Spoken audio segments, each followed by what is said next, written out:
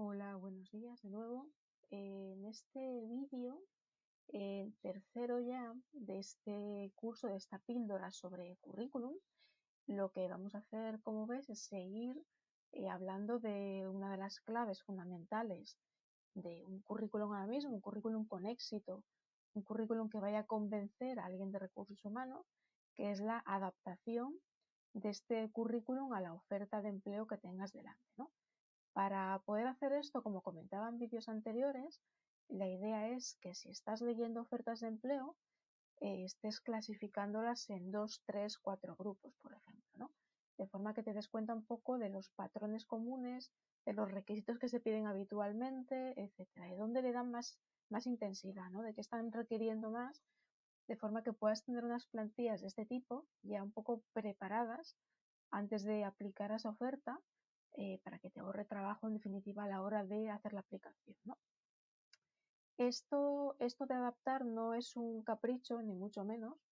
Sería mucho más fácil, ¿verdad?, tener un currículum completo con todo, eh, y bueno, y que a partir de ahí pues el otro decidiera de si encajas o no. Pero la cuestión es que teniendo muchos currículums delante que cribar esa persona, y buscando tú una oportunidad en un mercado en el que hay muchos candidatos también, lo que más te conviene es enfocar al máximo la búsqueda de empleo, ¿no? Y una de las formas de hacerlo es precisamente adaptar tu currículum, lo cual a estas alturas ya sabes qué significa adaptar tanto la estructura de apartados como el propio contenido, ¿no? Lo que va dentro, las palabras clave, que sería muy importante. Te recuerdo también, como decía en un vídeo anterior, que esto de las palabras clave es fundamental en varios sentidos. Por una parte, si yo hago una inspección visual de tu currículum, voy a estar buscando palabras clave siempre. Voy a buscar la coincidencia entre las palabras clave de la oferta y las que tú pones en ese currículum, pero en otro sentido también tiene que ver con el hecho de que hay ATS, que son esos software que utilizan grandes empresas o consultoras para hacer cribas de currículum, que lo que hacen al final es buscar la coincidencia entre unas palabras que yo meto ahí en ese software y los currículos o perfiles que tengo que cribar, ¿no? Los que tengan eso que yo estoy buscando pasan ese filtro y los que no, pues se descartan ahí al principio y ya está, y no hay más que hacer, ¿no? Por eso es importante repasar un poco esa estructura y esta forma de adaptar el currículum a cada oferta de empleo, ¿no? Que es lo que te voy a enseñar en este vídeo y también en el siguiente.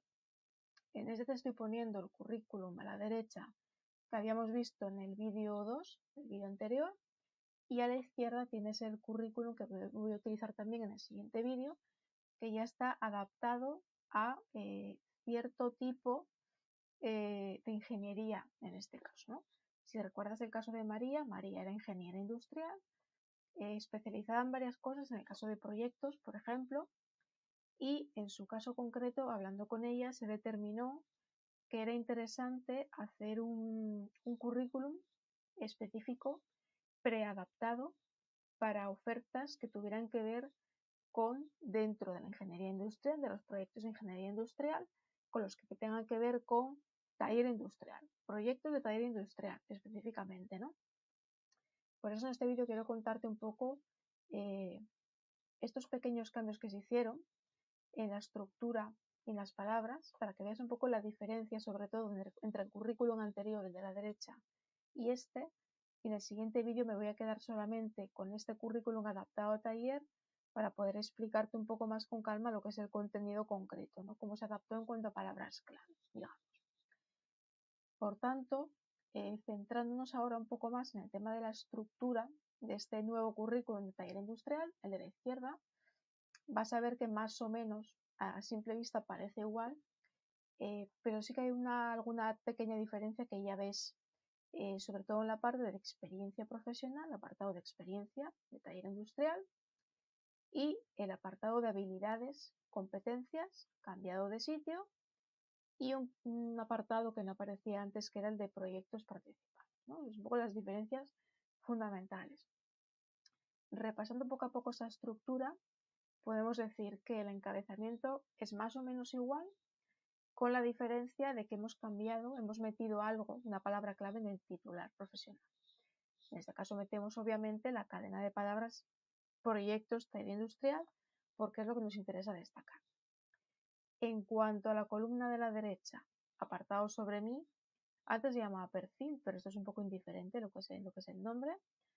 Más o menos la estructura de 3 frases, tal cual la veremos en el siguiente vídeo. Y en cuanto al apartado de educación o formación, también cambio la palabra para que veas que se puede utilizar cualquiera de esas dos de forma indistinta. Hemos hecho un pequeño cambio de estructura, introduciendo la formación complementaria, formación adicional, dentro del propio apartado de educación. En el caso de la derecha, el currículum original, el que era un poco más general, entre comillas, proyectos de ingeniería, lo metíamos todo junto.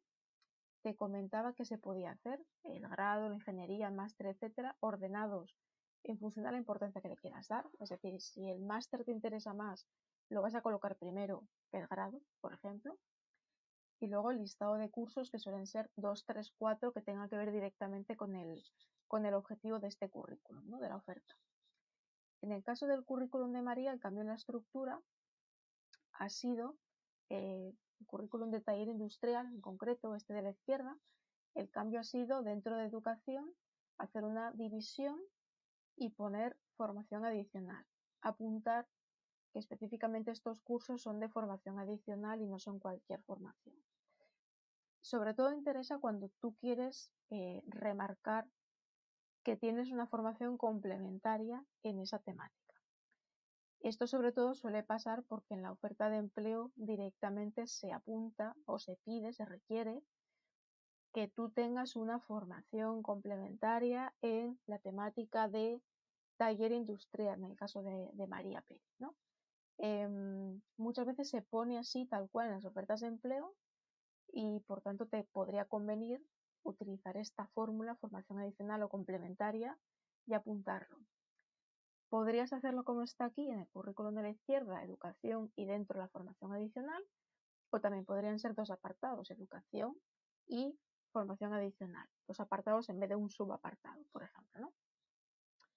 En cuanto al apartado de abajo a la izquierda de proyectos participados, en el caso de una ingeniera, hablando de proyectos, taller, etcétera, obviamente es importante tener como un listadito sencillo, volviendo a nombrar proyectos realizados durante su experiencia, que realmente se van a nombrar también en el apartado de la experiencia a la izquierda, pero que me vuelves aquí a decir para volver a apuntarme y que me quede claro que tú has participado en proyectos pues, a nivel internacional o relacionados con la temática del taller industrial, etcétera, etcétera.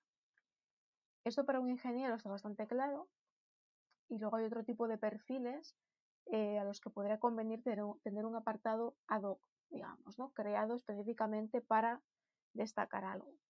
Pues, por ejemplo, podría ser este apartado relacionado con publicaciones hechas en perfiles como más académicos, empresas que pidan un doctorado porque vas a dedicarte a investigación, cosas así, publicaciones hechas, congresos a los que has asistido, cosas por el estilo.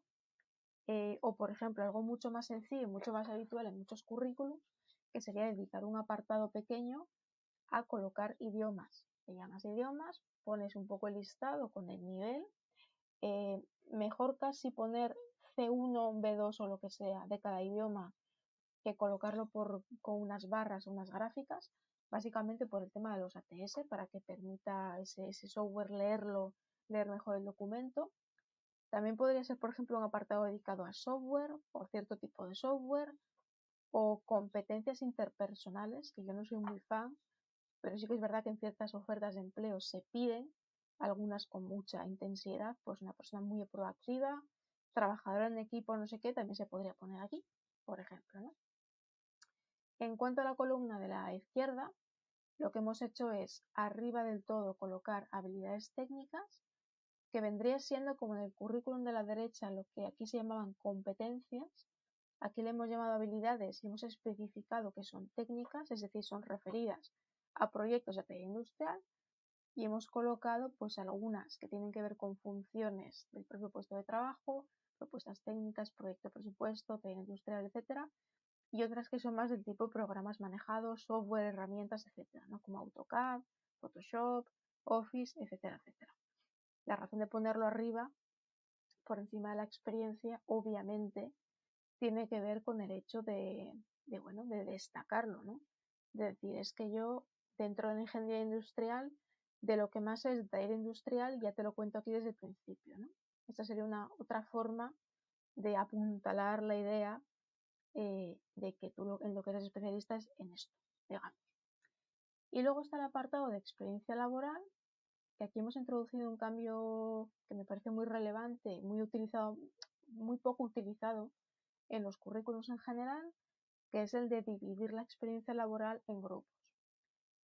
Algo que vas a investigar si quieres, que seguramente habrás oído, tiene que ver con los currículums funcionales.